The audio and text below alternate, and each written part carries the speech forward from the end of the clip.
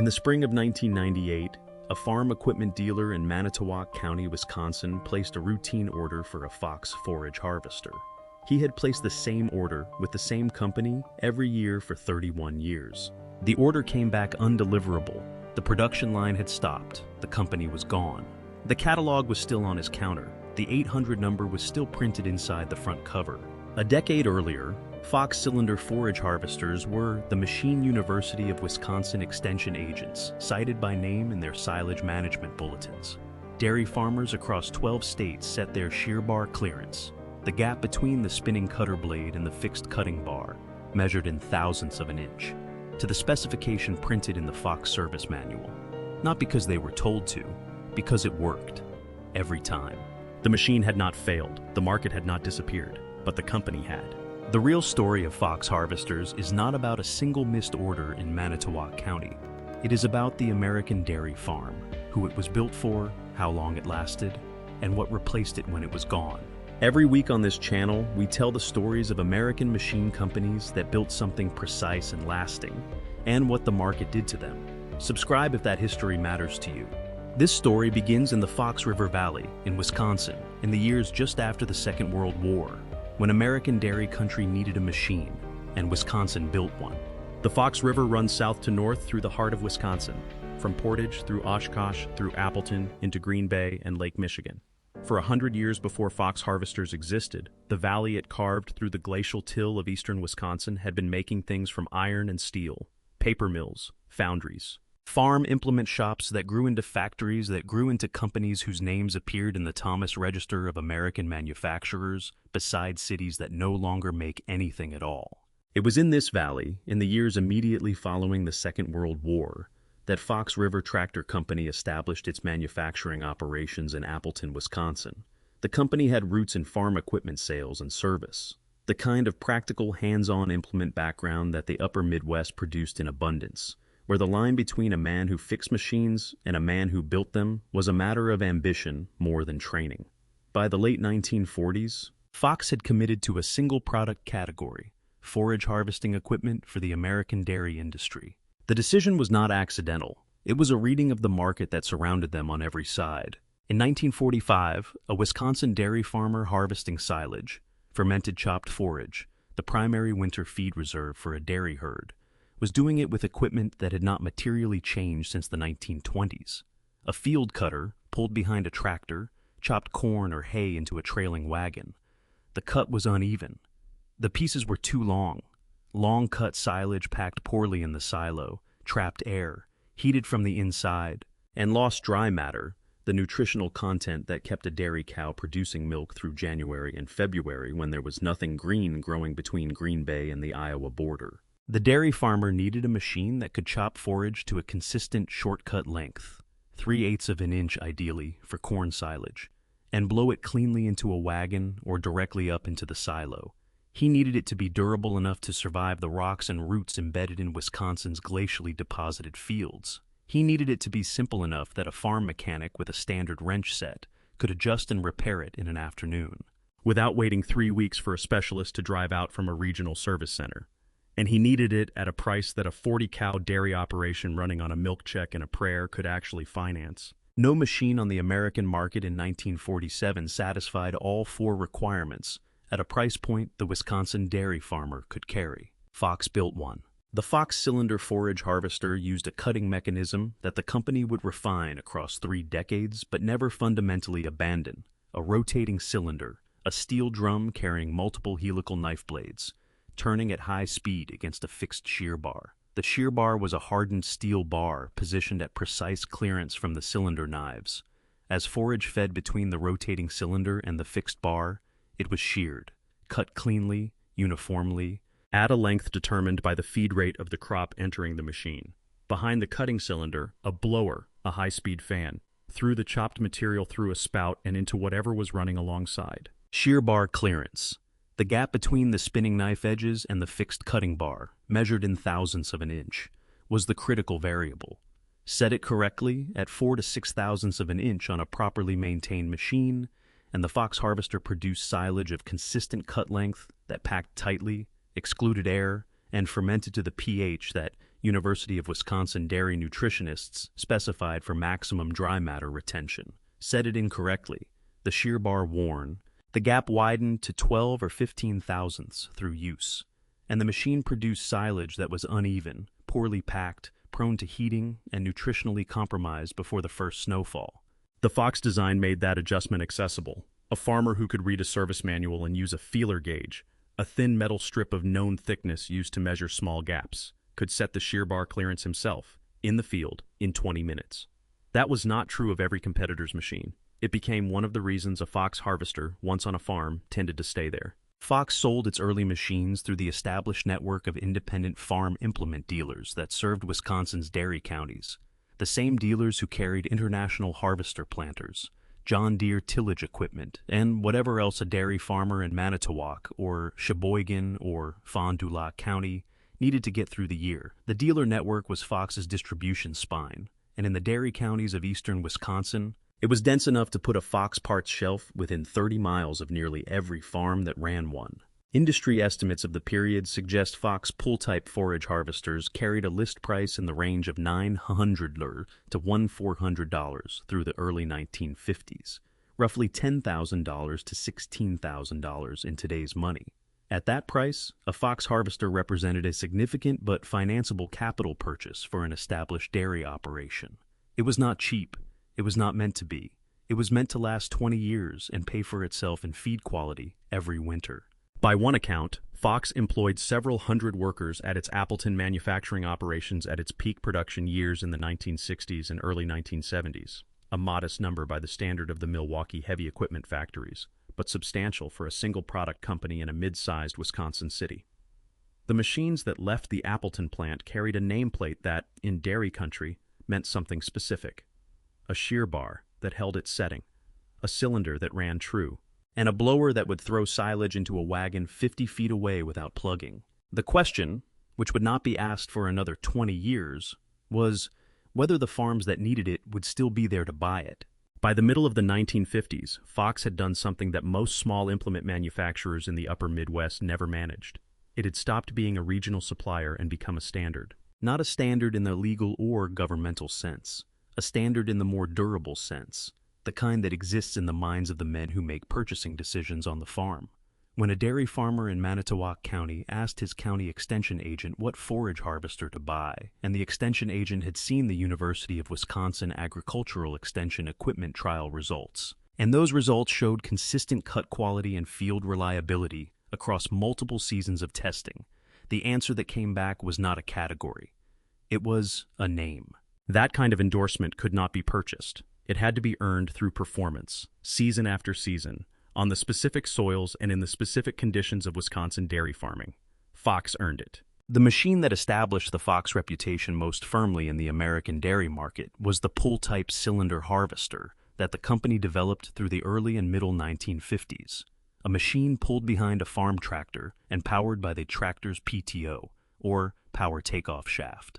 The PTO, a rotating shaft extending from the rear of the tractor's transmission, transferred engine power to the harvester's cylinder and blower without requiring a separate engine on the machine itself. This made the Fox harvester mechanically simpler than self-powered competitors, easier to maintain, and dependent only on whatever tractor the farmer already owned.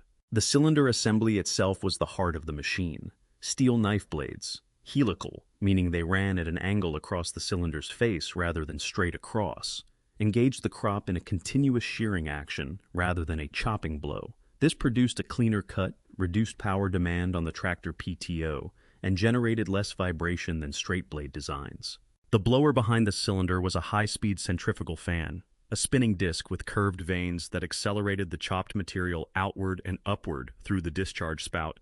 A skilled operator could direct that spout to fill a wagon running alongside, or angle it upward to throw material directly into the top of a stationary silo 40 feet away. Cut length was adjustable. By changing the speed at which the feed rolls, the rollers that pulled crop into the cylinder moved the material forward. An operator could produce shortcut silage for corn, 3/8 of an inch, the length that packed most tightly and fermented most uniformly, or longer cuts for hay crop silage, where some air circulation in the pile was acceptable. The adjustment required no special tools. It required reading the manual and turning the right bolt. At a list price that industry records of the period place in the range of $1 and $100 to $1,600 through the late 1950s, equivalent to roughly $12,000 to $18,000 today, the Fox pull-type harvester was priced against competitors including Gale Company of West Bend, Wisconsin, New Holland Machine Company of Pennsylvania, and the Minneapolis Moline line of Forage equipment. Against Gale, Fox competed on shear bar design and cut quality. Against New Holland, Fox competed on simplicity and serviceability. Against both, Fox held a geographic advantage, a dealer network rooted in the same dairy counties where the machines worked, staffed by men who had grown up farming the same ground their customers farmed. A Wisconsin dairy farmer buying a Fox harvester in 1958 was not buying from a catalog company in Pennsylvania. He was buying from a dealer in the next county whose brother ran a dairy operation of his own. When something broke in August, when the cylinder threw a knife, when the shear bar needed replacement, when the blower housing cracked on a Wisconsin rock the size of a basketball, the parts were on a shelf 30 miles away, not 6 weeks out on a freight line from the East Coast. That serviceability advantage was Fox's moat. It was real, and it was deep, and for the specific market Fox served. The owner-operated dairy farm of the upper Midwest, running 40 to 80 head of Holstein cattle on 160 acres of mixed corn and hay ground. It was nearly impossible for a distant competitor to replicate at equivalent cost. University of Wisconsin. Cooperative extension equipment evaluations through the 1950s and into the 1960s consistently referenced Fox harvesters in their silage production recommendations. Wisconsin Farm Bureau purchasing guidance cited Fox alongside a short list of approved equipment for dairy operations participating in cooperative feed programs. The USDA Agricultural Research Service, conducting forage harvester performance trials at experiment stations across the dairy belt, included Fox machines in comparative evaluations that appeared in agricultural engineering journals read by every county agent between Green Bay and Rochester, Minnesota. The dairy operations that standardized on Fox equipment in this period formed a list that mapped precisely onto the geography of American fluid milk production. The dairy counties of eastern Wisconsin, Manitowoc, Sheboygan, Fond du Lac, Dodge, Jefferson, and their counterparts across the state line in Minnesota's Fillmore and Olmsted counties, in Michigan's Upper Peninsula, and in the Mohawk Valley and Finger Lakes region of upstate New York, where dairy herds of similar scale ran on similar ground under similar economic conditions. Fox was not the largest forage harvester manufacturer in America. New Holland held that position through most of the post-war period, but in the specific market of the owner-operated Upper Midwest dairy farm, the farm that bought one machine at a time, that needed that machine to run through the entire chopping season without a field service call, that needed replacement parts by Tuesday because the crop would not wait. Fox held a position that no competitor had dislodged by the time the company reached its peak in the late 1960s. The nameplate on the Fox harvester did not say where it was made. It said what it would do. In dairy country, that was the only guarantee that mattered. In the autumn of 1965, the American dairy industry was at the apex of a production model that had taken 3 generations to build and that would take less than 2 decades to dismantle. There were approximately 175,000 dairy farms operating in Wisconsin alone. The average herd size was 38 cows. The average farm was 160 acres of mixed ground, corn for silage, hay for dry feed, pasture for summer grazing, and a milking barn that the farmer's grandfather had built from timber cut on the same land. The milk check came twice a month. The equipment payment came once. The difference between a farm that survived the winter and one that did not was often measured in the quality of the silage in the silo. That silage came from a Fox harvester on more Wisconsin dairy farms than from any other single-brand pull-type machine in the state. The University of Wisconsin's Dairy Extension Network, a system of county agents, research stations, and demonstration farms that translated academic agricultural science into practical farm management, had by the mid-1960s established silage quality as the central variable in winter dairy performance. A dairy cow producing 60 pounds of milk per day in January needed a feed ration built around high-quality fermented forage. High-quality fermented forage required consistent cut length, uniform packing, and rapid pH drop in the silo. Consistent cut length required a machine with a properly adjusted shear bar running at the correct cylinder speed. The machine the Extension Service demonstrated at its Marshfield and Arlington research stations, the machine whose specifications appeared in the silage production bulletins that county agents handed to farmers at winter dairy meetings across the state, was the Fox cylinder forage harvester. The Arlington Agricultural Research Station outside Madison ran comparative forage harvester trials through the 1960s that documented cut length consistency, field capacity, and power requirement across the major pull-type machines available to Wisconsin dairy farmers. Fox machines appeared in those trials not as the largest or the fastest, but consistently as among the most precise, the machines that produced the most uniform cut across varying crop conditions, from standing corn at 30% moisture to wilted hay crop at 45%. Uniformity of cut was the variable that mattered most to the dairy nutritionist. Fox delivered it. Across the state line in Minnesota, the University of Minnesota Extension Service published similar findings. Dairy operations in Olmsted and Fillmore counties, the heart of Minnesota's fluid milk production corridor running south from Rochester toward the Iowa border, standardized on Fox equipment through the 1960s for the same reasons Wisconsin farmers did. The machine worked. The dealer was close, the parts were available. The shear bar held its setting through a full chopping season without requiring a service call. In Michigan's Upper Peninsula, where dairy operations ran on terrain that tested equipment in ways that the flat ground of central Wisconsin did not, rocks closer to the surface, shorter growing seasons, longer distances to any service center, the Fox harvester's reputation for mechanical simplicity and field repairability made it the machine of choice on farms that could not afford a breakdown in the middle of August.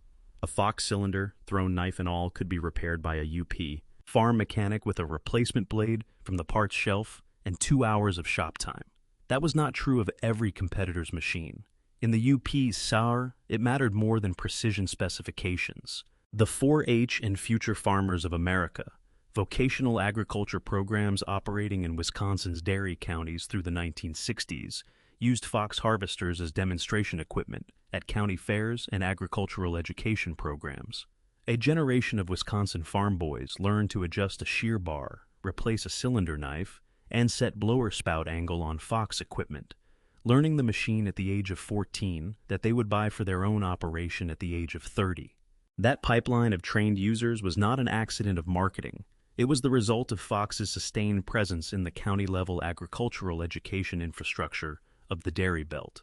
The Wisconsin Farm Bureau's Equipment Purchasing Cooperative, a bulk purchasing program that allowed member farms to buy equipment at negotiated prices below retail list, carried Fox forage harvesters through the mid-1960s as a recommended purchase for dairy operations in the 40 to 80 cow range. A farm that bought a Fox harvester through the Farm Bureau program received not only the machine at a reduced price, but access to the cooperative's parts purchasing network, which meant Fox replacement blades, shear bar sections, and blower components available at cooperative pricing through the local elevator or implement dealer. By 1968, Fox River Tractor Company's forage harvester line covered pull-type machines in multiple capacity ranges, from single-row corn head configurations suited to the smallest Wisconsin dairy operations, to wider-cut hay pickup attachments capable of handling the full production of a 160-acre hayfield in a single pass. The company's Appleton plant ran multiple shifts through the late summer and early fall, building the inventory that would move through the dealer network in the following spring selling season. The machines that left that plant carried the Fox nameplate on the intake housing, a casting that would still be legible on surviving machines 50 years later. The dealer network at its peak covered every dairy county in Wisconsin and extended through Minnesota's southeastern dairy corridor, Michigan's Upper Peninsula, the dairy regions of upstate New York, and selected counties in Iowa and Illinois, where mixed dairy and cash grain operations maintained the kind of herd size that a Fox pull-type machine was designed to serve. 31 dealers in Wisconsin alone, each one carrying Fox parts inventory, each one with a service mechanic who had been trained on Fox equipment, each one positioned within a day's drive of every farm on his customer list. That was the machine, that was the network, that was the market. What none of them could see, in the autumn of 1968, was that the market itself was about to change in ways that no shear bar adjustment could fix. To understand what Fox harvesters built at its peak, it is necessary to stand on a specific piece of ground, in a specific season, and watch the machine work. It is August 1969, a dairy farm in Manitowoc County, Wisconsin. The corn is at 30% moisture, the optimal harvest window for silage, when the plant has accumulated maximum dry matter but has not yet desiccated past the point of good fermentation. The farmer has been watching the crop for 2 weeks. He has driven the rows with a moisture tester, pulled ears and stripped back husks, consulted his county extension bulletin on harvest timing. The window is 10 days, maybe 12. After that, the moisture drops below 25% and the silage will not pack correctly. The Fox harvester comes out of the machine shed behind a 95 horsepower farm tractor. The operator, the farmer's son, 19 years old, who has run this machine for 4 seasons, connects the PTO shaft, adjusts the spout angle toward the silage wagon running alongside, and engages the cylinder at the field edge. The machine enters the corn at walking speed. The row dividers part the standing stalks. The gathering chains pull the crop into the feed rolls. The feed rolls, 2 corrugated steel cylinders turning toward each other, grip the corn stalks and draw them against the spinning cylinder at a controlled rate. The cylinder, turning at 900 revolutions per minute, its helical knives passing the shear bar face at a clearance of 0.005 of an inch, shears the stalks into 3/8 inch sections in a continuous action that produces no impact, no shock load, no variation in cut length from the first stalk of the morning to the last stalk of the afternoon. The blower throws the chopped material through the spout at 60 miles per hour. It arcs into the silage wagon in a dense, uniform stream. The wagon fills evenly, corner to corner. When it is full, the farmer's wife drives it to the silo, while the son keeps the harvester moving. The cycle runs without interruption for 11 hours. At the end of the day, 40 tons of corn silage have moved from the field into the silo in cuts so uniform that the county extension agent, pulling a sample from the pile, holds it in his hand and tells the farmer it is the best silage pack he has seen all season. This is what a Fox Forage harvester did when it was set correctly and maintained properly. This is what the nameplate promised. This is what 31 years of repeat orders from a Manitowoc County dealer represented. And it was during exactly this period, the late 1960s into the early 1970s, that Fox reached the operational peak that makes the subsequent collapse so difficult to accept on its own terms. The stakes of that precision were not abstract. A Wisconsin dairy cow producing milk through a Wisconsin winter ran on a ration built primarily around the silage in the tower silo beside the barn. The quality of that silage, its dry matter content, its fermentation pH, its palatability to the cow, determined the cow's peak milk production, her body condition through February and March, and her reproductive performance in the spring breeding season. A dairy operation running 40 cows on poorly fermented silage. Silage produced by a maladjusted harvester. The shear bar gap open to 15 thousandths through wear. The cut length inconsistent.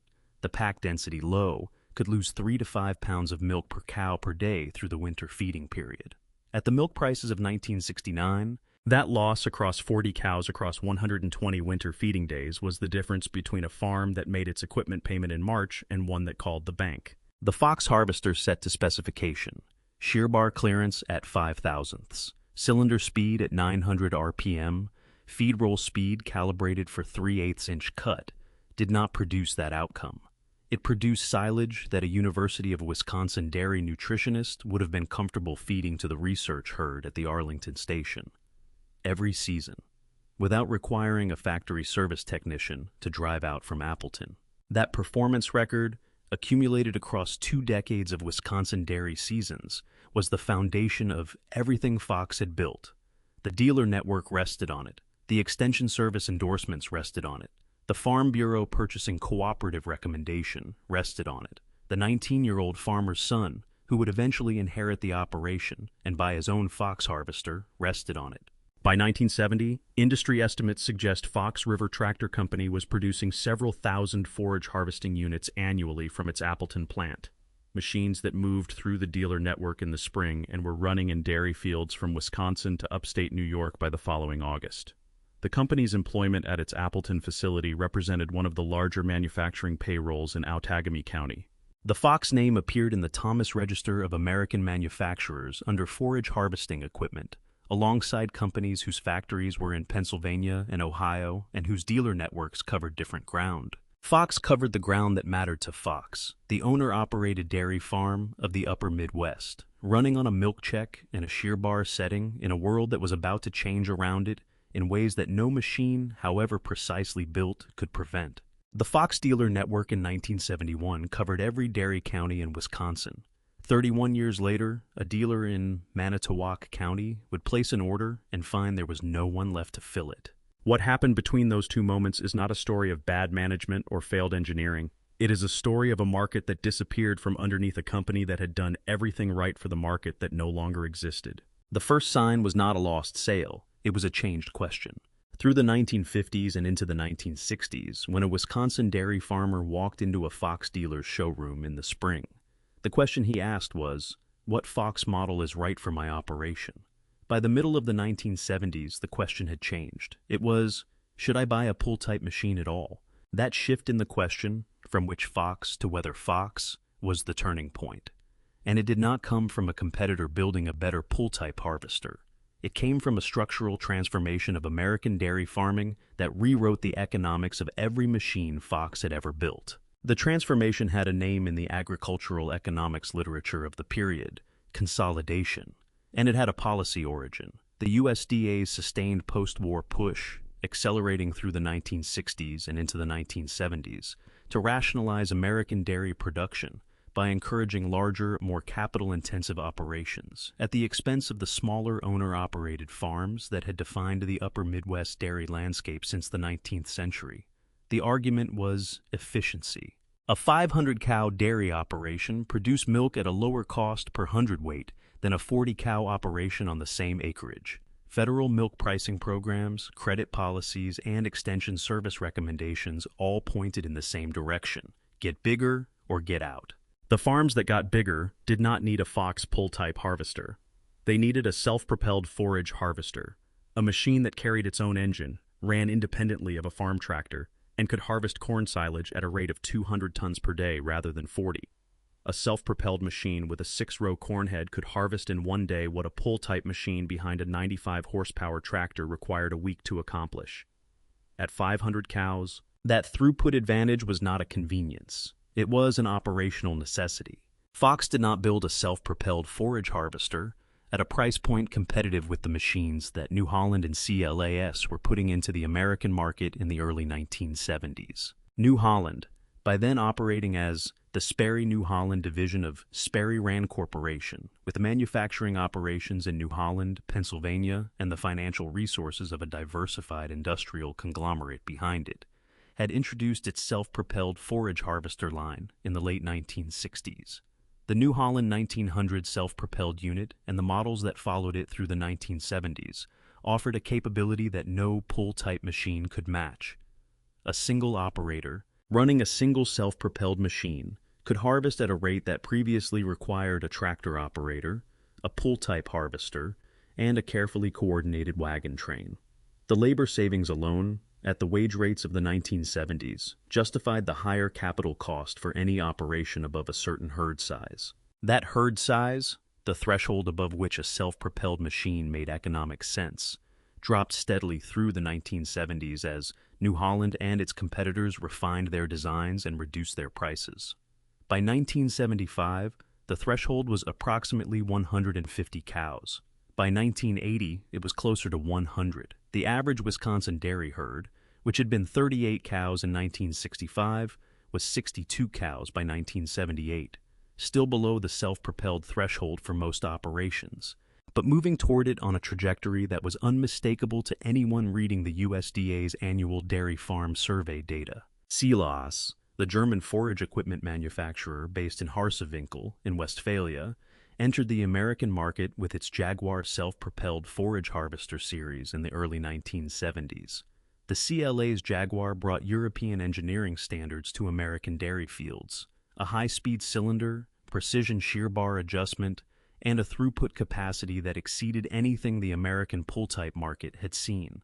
CLAS did not enter the pull-type segment directly. It did not need to. It entered the segment above it and pulled the economics of American forage harvesting upward, redefining what a serious dairy operation was expected to own. Gale Company, Fox's most direct Wisconsin competitor, operating out of West Bend, 60 miles south of Appleton, responded to the self-propelled challenge by investing in product development that Fox, at its scale, could not match. Gale's pull-type line continued through the 1970s, but the company's engineering resources were directed toward larger capacity machines and toward building relationships with the consolidating dairy operations that were becoming the dominant buyer in the upper Midwest market. Gale understood earlier than Fox did that the 40-cow farm was a declining customer base, and positioned accordingly. Fox's response to these pressures was constrained by the same factor that had made the company successful in the first place. It had been built to serve a specific market, at a specific scale, with a product designed for a specific farm size. The owner-operated 40 to 80 cow dairy farm had been a stable, reliable, and geographically dense customer base for 25 years. It had supported a manufacturing operation, a dealer network, and an extension service relationship that was the envy of every regional implement company in Wisconsin. But it was not a customer base that could absorb the capital investment required to develop and manufacture a competitive self-propelled harvester. That development required engineering resources, tooling investment, and dealer network retraining that a company of Fox's size and capitalization could not finance from the retained earnings of a pull-type harvester business, whose core customer was simultaneously being advised by his bank, his extension agent, and his milk cooperative to either double his herd or sell his cows. By the late 1970s, the Farm Credit System, the network of federal land banks and production credit associations that financed the majority of American farm equipment purchases, was operating in an environment of rising interest rates that would reach 18 to 21% by 1981. A Wisconsin dairy farmer considering a new forage harvester in 1979 faced a financing cost that made any capital purchase a serious decision. At those interest rates, the question of whether to buy a new Fox pull type or invest in the self-propelled capacity that would make his operation competitive at the scale the market was demanding became, for many farmers, unanswerable in Fox's favor. The orders that did not come in were invisible at first. A dealer who sold 12 Fox harvesters in the spring of 1973 sold 9 in 1975 and 6 in 1977. The decline was gradual enough that it could be attributed in any single year to weather, to milk prices, to the specific conditions of that particular selling season. It was only when the trend was laid across a decade that its direction became undeniable. The farm credit crisis arrived in the early 1980s with the force of a structural failure that had been building for a decade. Between 1979 and 1981, the Federal Reserve raised the benchmark interest rate to levels that had not been seen in the American economy since the Civil War era. Farm equipment loans that had been written at 8% were refinanced at 18%. Land values that Wisconsin dairy farmers had borrowed against through the 1970s, collateral for the expansion loans that were supposed to carry them to the scale the market demanded, collapsed by 30 to 40% between 1981 and 1985. Farmers who had borrowed to expand found themselves holding land worth less than their debt, and equipment payments they could not service at the milk prices the market was paying. The Farm Credit System, the Federal Agricultural Lending Network, reported its first system-wide loss in 1985. In Wisconsin alone, hundreds of dairy farms that had operated continuously for 2 and 3 generations filed for bankruptcy or liquidated voluntarily between 1982 and 1987.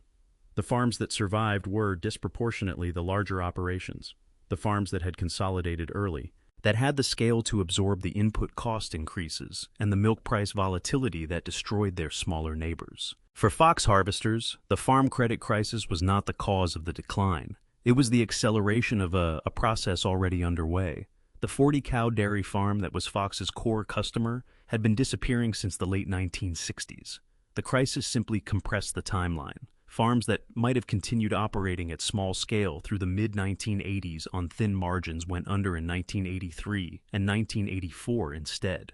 The customer base that Fox had built its business on did not shrink gradually. It collapsed. The Wisconsin dairy farm count fell from approximately 50,000 operations in 1975 to fewer than 30,000 by 1987. The total dairy cow population in the state did not fall proportionally. The cows that had been on the farms that closed moved to the farms that survived and expanded. But the farms that survived and expanded were running self-propelled harvesters. They were buying New Holland. They were buying Seal A's. Some were buying Deere, which had entered the self-propelled forage harvester market with the resources of the largest farm equipment company in the world behind its product development program. They were not buying Fox. The dealer network that had been Fox's competitive moat began to erode in precisely the way that dealer networks erode, not all at once, but one dealer at a time, each making a rational individual decision that collectively dismantled the structure Fox depended on. A dealer in Fond du Lac County, who had carried Fox as his primary forage harvester line since 1961, added a New Holland self-propelled line in 1976. By 1979, the New Holland machines were generating more revenue than the Fox pull-type line. By 1982, the Fox allocation on his parts shelf had been reduced to clear the space that New Holland service parts required. By 1985, he was a New Holland dealer who also carried Fox, rather than a Fox dealer who also carried New Holland. The distinction was invisible on the outside. Inside the dealership, it determined which machine the salesman recommended when a farmer walked in undecided. This pattern repeated across the Fox dealer network through the late 1970s and into the 1980s. It was not disloyalty, it was arithmetic. A dealer whose customer base was shifting toward larger operations needed to carry the machines those operations were buying. Fox did not build those machines. Industry accounts of the period suggest that Fox River Tractor Company underwent ownership changes through the 1980s as the original business faced the capital requirements of a market transition it could not finance independently. The precise acquisition chain is difficult to reconstruct from available records. The company did not have the public profile of a New Holland or a Gale, and its ownership transitions were not covered in the trade press with the detail that larger manufacturers received.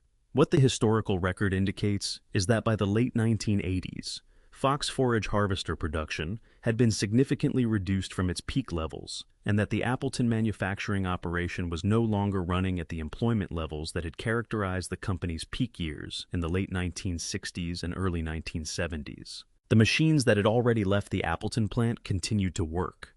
That was part of the problem from a replacement sales perspective. A Fox pull-type harvester, built in 1968, properly maintained, shear bar replaced on schedule, cylinder knives kept sharp, blower housing checked for wear, would run through the 1980s and into the 1990s without requiring replacement.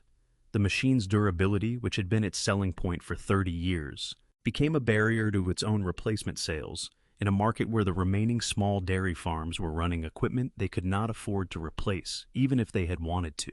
The last Fox forage harvesters left the Appleton plant in the early 1990s, by most industry accounts. The precise final production year is not definitively established in the available record. What is established is that by the middle of the decade, Fox River Tractor Company had ceased active forage harvester production. The dealer agreements were not renewed. The parts inventory passed to the secondary market. The 800 number printed in the front cover of the Fox service catalog rang without answer. The Appleton plant, the building on the Fox River where Wisconsin machinists and welders had built forage harvesters for 4 decades, was repurposed for other industrial uses, as manufacturing buildings in mid-sized Wisconsin cities tend to be when the company that built them is gone. The Fox River still runs past it, south to north, toward Green Bay and the lake. The machinists who had built the machines retired, or found other work in the Appleton area's manufacturing economy. The institutional knowledge of how to set a shear bar to 5/1000ths of an inch, how to balance a cylinder assembly, how to calibrate a blower for maximum throw distance at minimum power draw, that knowledge went with them. No apprentice program replaced it. No technical school curriculum preserved it. It existed, after a point, only in the service manual still sitting in the drawers of farm shop workbenches across the Wisconsin dairy belt. The last machine left the shipping dock. The parts inventory was liquidated. The dealer agreements were terminated. The service bulletins stopped arriving. The 800 number rang without answer. The name passed into the secondary market. The machines remained. The company did not. The name Fox in the forage harvesting market did not survive into active production in any meaningful commercial form. There was no Swedish conglomerate that acquired the intellectual property and relaunched the line under a rationalized product portfolio. There was no Taiwanese importer who licensed the name and attached it to machines built in a factory that had never seen a Wisconsin dairy field. The Fox forage harvester simply stopped being made. Some names did not survive the American dairy market's consolidation. Fox was one of them. The silence in this case is the story. What survived was the machines themselves. In the secondary market for vintage and used farm equipment that operates across the upper Midwest, at farm auctions in Manitowoc County, at estate sales in Olmsted County, Minnesota, at the consignment, lots of used equipment dealers in Michigan's Upper Peninsula, Fox forage harvesters appear with a regularity that defies the company's obscurity. Machinery. Pete, the online used farm equipment listing service that covers the upper Midwest market in more detail than any other source, has carried Fox pull-type forage harvesters in its completed listings at prices ranging from $800 for a parts machine to $3,500 for a clean operational unit with recent shear bar and knife work. Purple Wave and Iron Planet, the online industrial and farm equipment auction platforms that handle farm liquidation sales across the dairy belt, see Fox machines appear at estate auctions when the last generation of owner-operators who bought them new finally settles an estate. The buyers at those auctions are a specific and knowable population. They are small dairy operations, farms running 30 to 60 cows, below the threshold where a self-propelled harvester makes economic sense. Operations that need a pull-type machine and need it to cost less than $5,000 because the margin on 60 cows at current milk prices does not support a larger capital expenditure. They are hobby farmers who run a few beef cattle or a small hay operation and need a harvester for one cutting per year. They are farm equipment collectors, the community that gathers at the antique power shows held across Wisconsin and Minnesota each summer, where a restored Fox forage harvester in original paint draws the same considered attention that a two-cylinder John Deere or an orange Alice Chalmers tractor does, from men who remember when these machines were not antiques, but tools. The Antique Power magazine community, the publication that covers vintage farm equipment, restoration, and preservation across the American Midwest, has carried Fox forage harvesters in its Reader Project features and classified sections. The Yesterday's Tractors online forum, where upper Midwest farmers and collectors exchange parts information and restoration advice, carries active threads on Fox harvester maintenance, shear bar sourcing, cylinder knife suppliers, blower housing repair, threads that are answered by men who ran these machines in production and who still know where to find the parts that Fox no longer makes. That parts availability, or the lack of it, is the practical boundary of the Fox legacy. Cylinder knives for Fox harvesters can still be sourced from aftermarket agricultural parts suppliers who maintain inventories of wear parts for discontinued equipment lines.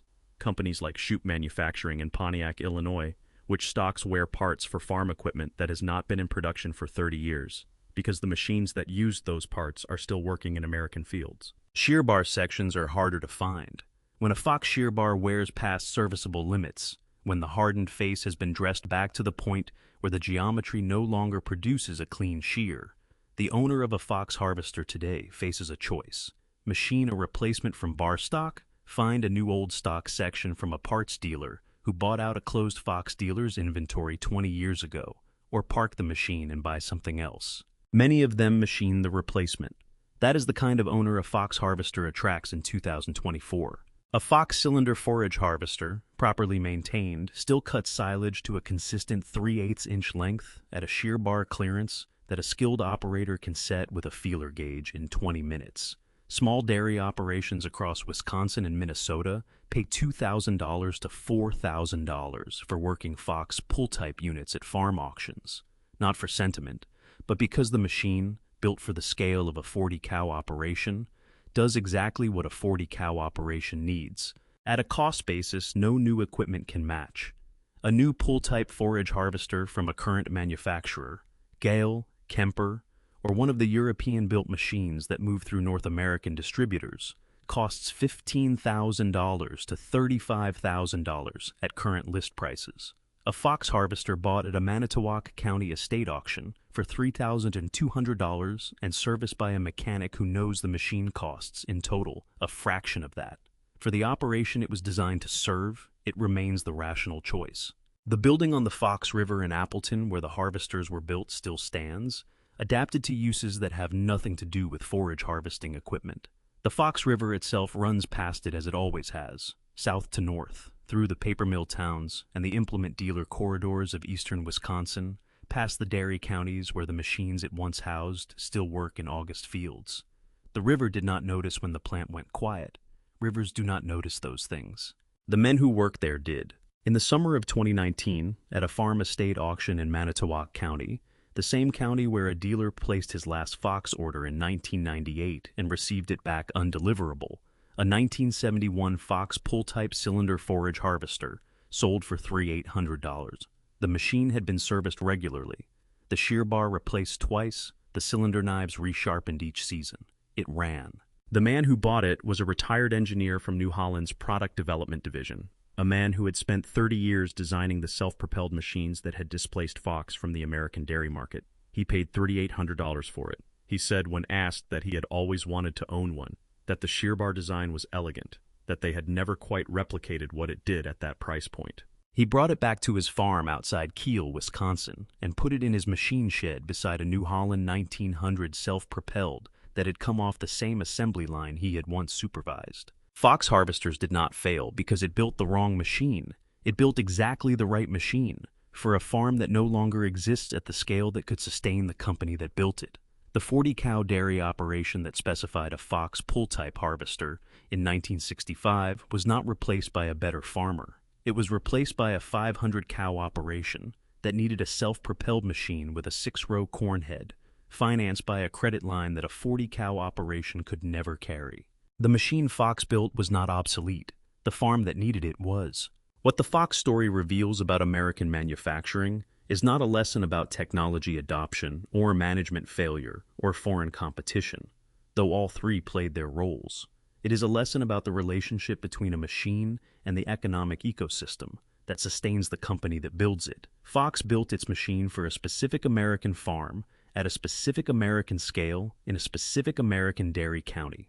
When federal policy, credit markets, and the mathematics of milk production consolidated that farm out of existence, the machine did not become less capable. It became less necessary, and a company built to serve a customer who no longer existed at sufficient scale could not survive on the loyalty of the customers who remained. The precision was real, the engineering was sound, the shear bar held its setting, the market did not. Still running on a 70-acre dairy operation outside Sheboygan Falls, Wisconsin, where a farmer who bought it secondhand in 1987 brings it out every August to chop the first cutting of alfalfa. The Fox nameplate still visible on the intake housing. The shear bar still set to 4/1000ths. The cylinder still turning at the speed a Wisconsin engineer calculated in a plant on the Fox River. In a decade when American dairy farms were too numerous to count and too small to survive, the machine does what it was built to do, in a field that a 40-cow herd still needs, on a farm that has outlasted the company that built the machine that keeps it running. Next week, we follow another Wisconsin story, a company that moved from the farm field to the factory floor and found the same ending waiting for it there. See you in the next one.